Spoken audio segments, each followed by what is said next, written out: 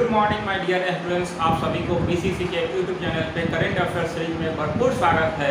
और आप सभी अपने करंट को बेहतर करने के लिए इस चैनल पे आइए और अपने करंट को बेहतर करके जाएं और परीक्षा में ज़बरदस्त परफॉर्म करें। आप सभी देखें और प्लीज़ क्लास को लाइक, सब्सक्राइब और शेयर करना ना भूलें। ये सब करते हुए अपने तैयारी को बेहतर से बेहतर बनाएं। और इसी के साथ आइए आज के जो महत्वपूर्ण प्रश्न है, वैसे सारे प्रश्नों को देखते हैं, लेकिन प्लीज़ आप सभी क्लास को लाइक, सब्सक्राइब और शेयर करना ना भूलें। वो सब करते रहें और क्लास का आनंद लेते रहें। तो इसी के साथ आज का सबसे महत्वपूर्ण प्रश्न है, आर वेंकट रमनी देश के नए अटॉर्नी जनरल बनने जा रहे हैं। ध्यान रखिएगा, नया अटॉर्नी जनरल बनने जा रहे हैं। कौन? तो आर वेंकट रमनी।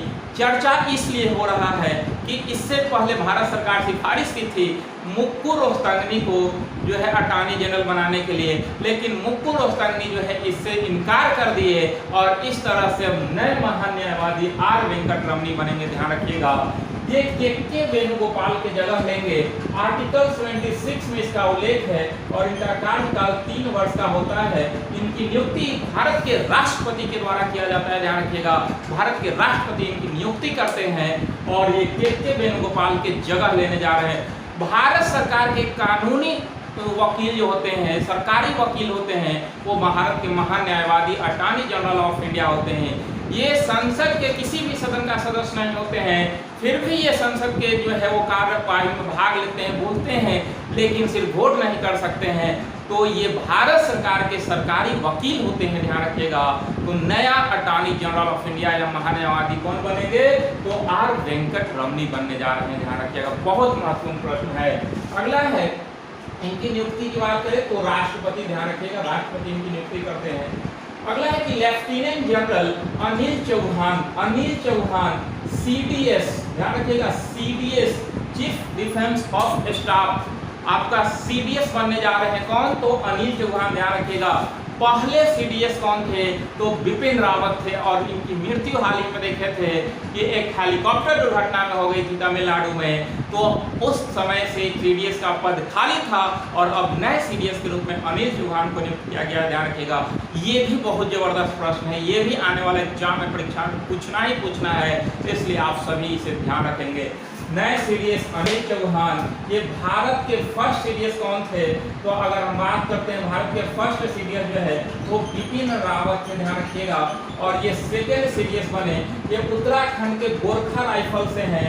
कार्यकाल क्या होता है सीडीएस का? तो 3 वर्ष या 65 वर्ष जो पहले पूछता है, जो पहले होगा उस तरह से जो है ये रिटायर होंगे। 61 वर्ष की अवस्था में ये बनने जा रहे हैं। ध्यान रखिएगा, 4 स्टार जनरल होते हैं, 4 स्टार जनरल के व्यक्ति होते हैं आपका भारत के सीडीएस। तो ध्यान रखिएगा ये सारे पॉइंट को। अगला है, आयुष्मान भारत की शुरुआत कब होती है?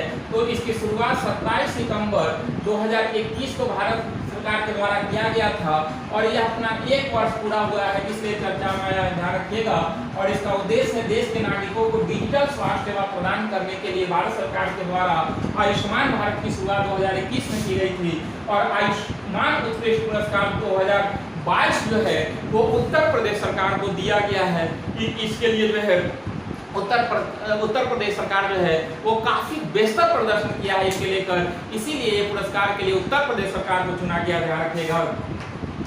अगला है, काफी चर्चा में आप लोग सुन रहे होंगे, पीएफआई और उसके सहयोगी संगठन पर बैन लगाया किसने?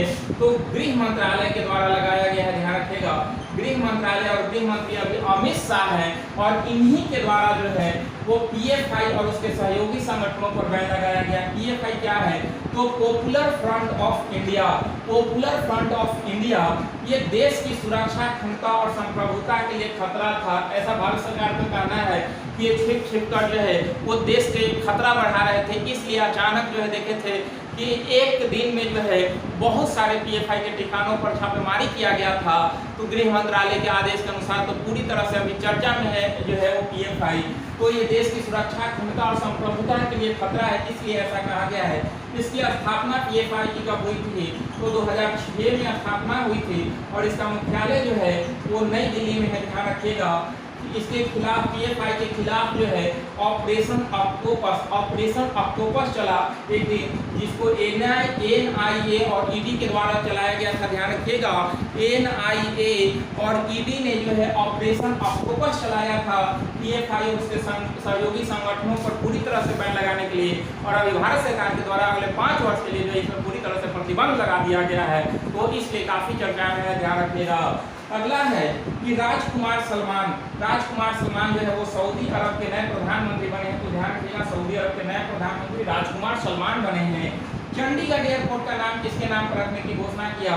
तो शहीद भगत सिंह के नाम पर जो है वो रखने की घोषणा प्रधानमंत्री मोदी के द्वारा किया गया है। तो ध्यान रखिएगा, ये भी प्रश्न काफी महत्वपूर्ण है कि चंडीगढ़ एयरपोर्ट का नाम किसके नाम पर होगा? तो भगत सिंह के नाम पे होगा। अगला है कि पोषण अनाज अवार्ड 2022 किसे दिया जाएगा?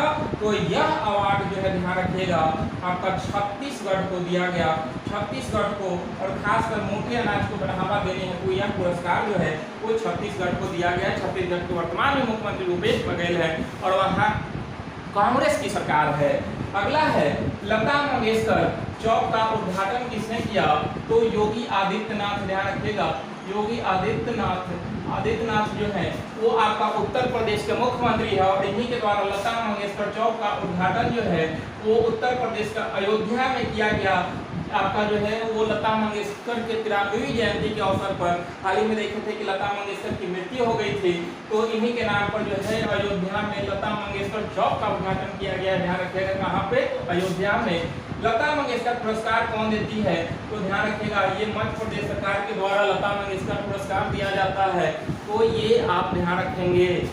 अगला है कि रानीपुर वन्यजीव अभयारण्य जो है वो बुंदेलखंड यूपी में स्थित है। ध्यान रखिएगा, बुंदेलखंड यूपी में रानीपुर वन्यजीव अभयारण्य की घोषणा किया गया, जो कि उत्तर प्रदेश का चौथा टाइगर रिजर्व ये होगा। ध्यान रखिएगा, तो रानीपुर वन्यजीव अभयारण्य प्रोजेक्ट टाइगर की शुरुआत भारत में कब होती है? तो 1973 में हुआ था और भारत में कुल अभी जो है वो 53 टाइगर रिजर्व है।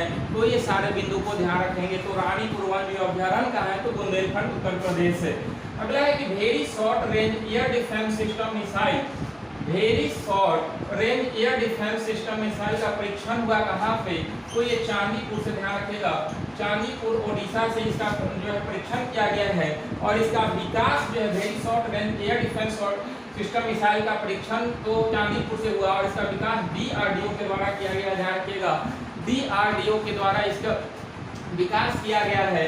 और टेसी थॉमस को मिसाइल वुमेन ऑफ इंडिया कहा जाता है। टेसी थॉमस को मिसाइल वुमेन ऑफ इंडिया कहा जाता है। प्रश्न पूछ लिया जाता है कभी कभी, तो ये ध्यान रखिएगा।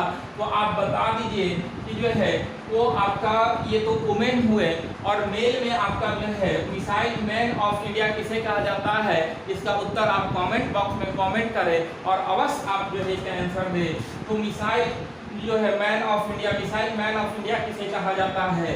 अगला है कि बथुकम्मा उत्सव ऐसे तेलंगाना के वार्षिक उत्सव है और नवरात्रि के त्यौहार के साथ इसको मनाया जाता है। जैसे ही नवरात्रि शुरू होती है तो उस समय तेलंगाना का ये वार्षिक उत्सव मनाया जाता है, लेकिन इसका आयोजन जो है वो नई दिल्ली में किया गया। ध्यान रखिएगा, इसका आयोजन या उत्सव का आयोजन नई दिल्ली में किया गया है, ये ध्यान रखना है आपको।